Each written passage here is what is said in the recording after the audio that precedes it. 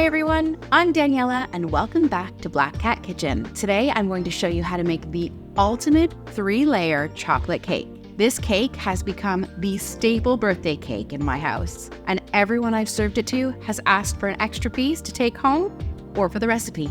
So I'm here to share it with you today. Let's get started. You'll find a list of ingredients and measurements in the description below. Preheat your oven to 175 degrees Celsius or 350 degrees Fahrenheit. Into our mixing bowl goes 450 grams, 3 cups of flour, and 650 grams, 3 cups of sugar. To this, sift in 155 grams, 1.5 cups of cocoa powder. Then add in 17 grams, 1 tablespoon of baking soda, 8 grams, 1.5 teaspoons of baking powder, and 11 grams, 1.5 teaspoons of salt. Whisk this together until it's completely combined.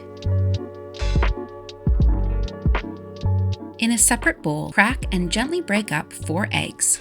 I find giving them a little whisk now helps all of the ingredients to come together easier. To this, we're adding 350 milliliters, 1.5 cups of buttermilk. I'm using whole milk that I've added in about 2 teaspoons of apple cider vinegar to. Any light or white vinegar will work to make your whole milk into buttermilk. Now add in 350 milliliters, 1.5 cups of cooled coffee. Lastly, 115 milliliters, half a cup of vegetable or any neutral oil, and 20 milliliters, 4 teaspoons of vanilla.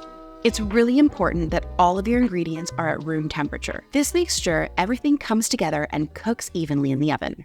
Add your wet ingredients to your dry ingredients and whisk together until it's mostly smooth. A few little lumps won't hurt here. This is what it should look like. I'm using 3 8-inch round cake tins. I'm going to line mine with parchment, but if you haven't got parchment, you can butter them and dust them with cocoa powder. Scrunch up your parchment paper so that it lays flat in the bottom of your pans. I like to use a measuring cup to evenly dole out my batter into all 3 of my cake pans. Give your pans a gentle tap on your work surface to allow some of the bubbles to come up to the top. This helps give us a more even bake. These cakes are going to bake for 30 to 35 minutes or until the skewer comes out clean. After a few minutes, I like to run a knife around the edge of the cake pan. This just helps to release any stuck-on bits so that when the cake contracts when cooling, it doesn't tear apart. Remove your cake from their pans and let them cool completely. Now let's make the buttercream. Add 340 grams, 1.5 cups, or 3 sticks of butter. I'm using salted, but if you're not using salted, just add in a half a teaspoon of salt. And then I'm adding in 227 grams, 8 ounces of softened cream cheese. Whisk these together until they're completely combined. You might need to give the mix a helping hand by scraping down the sides. When your butter and cheese have been combined, add in 15 milliliters, 3 teaspoons of vanilla, and then sift in 155 grams, 1.5 cups of cocoa powder. Set that on low to start bringing it all together. Once you've got a rich chocolatey paste, slowly start adding in your icing sugar. I've pre-sifted 840 grams, 7 cups of icing sugar. I'm adding in a few tablespoons at a time so that it completely incorporates into the chocolate mix. It seems like a lot of sugar, but this is a cake for a celebration and it feeds a lot of people. If your icing is looking very thick, add in a little bit of milk. You can add up to a 1/4 cup, 60 milliliters of milk in this recipe, but I start adding in about 2 teaspoons at a time. Alternate between your milk and sugar.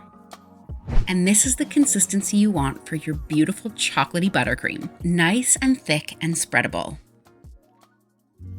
I'm going to gently shave the tops off of my cake so that they're perfectly flat.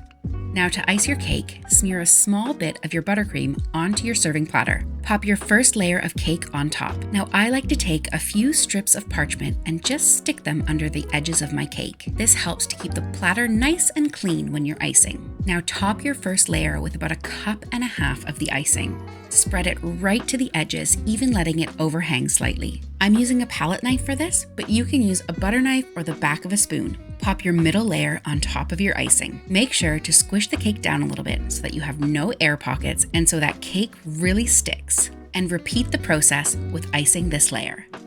And finally, the top layer of the cake. I like to flip my top layer upside down so the top of the cake is perfectly flat. Now really pile up that icing. We're going to start pushing it over the edges of the cake. Smooth the icing down the sides and just start spreading it out until your entire cake is covered. You can be really fancy by making your cake nice and smooth. Take your palette knife and run it under hot water, then slide it along the edge of the icing to make sure you get that nice crisp finish. But for me, I'm an old-fashioned kind of girl, so I like to take the back of a spoon and create beautiful little swirls in my icing. Feel free to personalize how you like. If you want sprinkles on your cake, go ahead and chuck some on. I've topped this with a bunch of chocolate or even candy. It's delicious. Pop your cake in the fridge for 30 minutes to let the icing set up.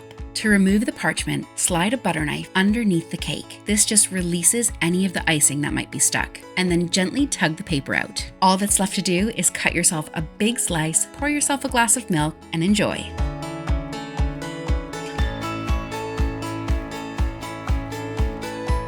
This cake will last in the fridge for a day or two. You'll want it to be at room temperature before serving, and it can stay out of the refrigerator for 4 hours. If you're looking for a classic English cake, check out my Victoria Sponge recipe. And if you're looking for something a little more fun, why not try my funfetti cake? Thank you so much for watching, and make sure to hit that subscribe button for more recipes coming up soon. I'll see you in the next video.